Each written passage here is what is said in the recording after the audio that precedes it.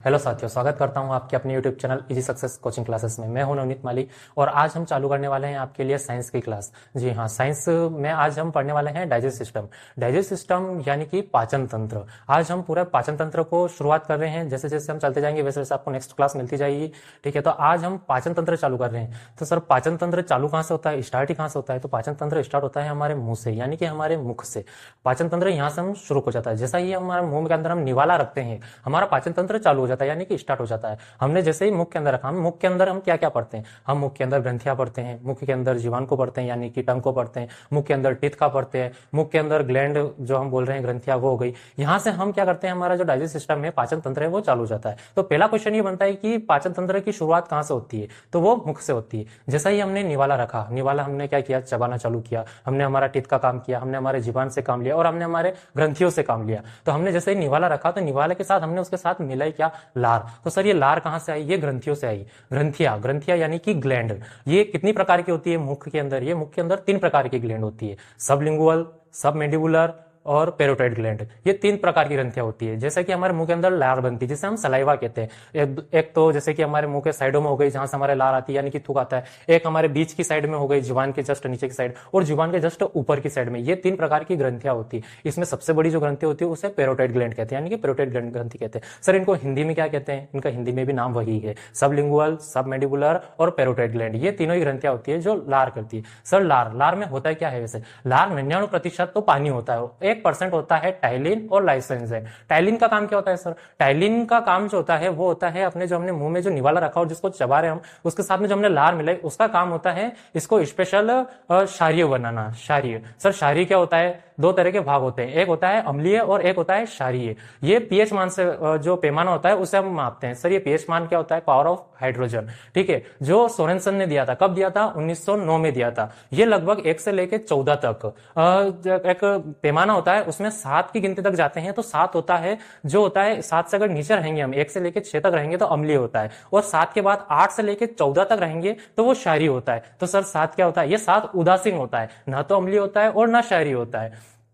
ठीक है सर, तो अब हमने टाइलिन के बारे में जान लिया। सर, लाइसोएंजाइम क्या होता है? लाइसोएंजाइम जो हम जैसे कि बाहर की चीजें खाना खा लेते हैं, बहुत सारी चीजें जो फास्ट फूड हो गया, ऐसे प्रोडक्ट होते हैं जो हम बाजार से चीज लेकर खरीद खाते हैं। ठीक है, उनमें क्या होता है? बैक्टीरिया होता है। तो लाइसोएंजाइम क्या होता है? जो हमारे खाने में जो हमने जो खाना खाया है उसके अंदर जो बैक्टीरिया होते हैं उनको खत्म करने का काम करता है, वो लाइसोएंजाइम करता है।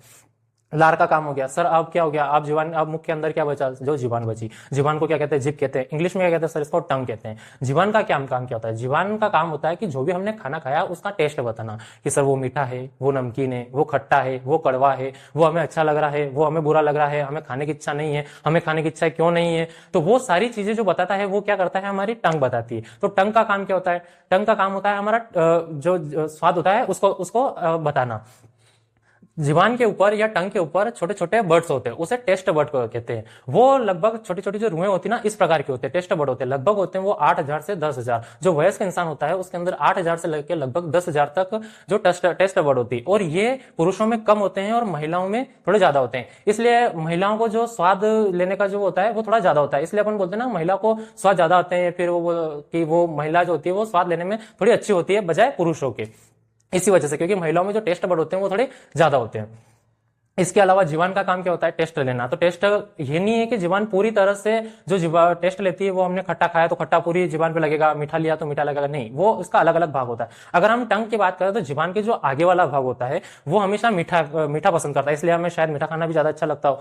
ठीक है, और उसके जो पीछे वाला होता है, जो साइड वाला भाग होता है, उसको नमकीन, वो वहां पे जो वर्ड होते हैं वो नमकीन टेस्ट पसंद करते हैं। उसके जो जस्ट पीछे होता है वो खट्टा है। जैसा कि हम पानी पूरी खाते हैं या फिर हम नींबू खाते हैं तो हमें एकदम से साइडों में खट्टापन ज्यादा महसूस होता है। क्यों होता है? क्योंकि साइड में क्या होता है कि जीवान के जो साइड वाला भाग होता है, पीछे वाला भाग, वो क्या करता है कि खट्टा वाला भाग ज्यादा एब्जॉर्ब करता है। उसके पीछे भाग आता है कड़वा।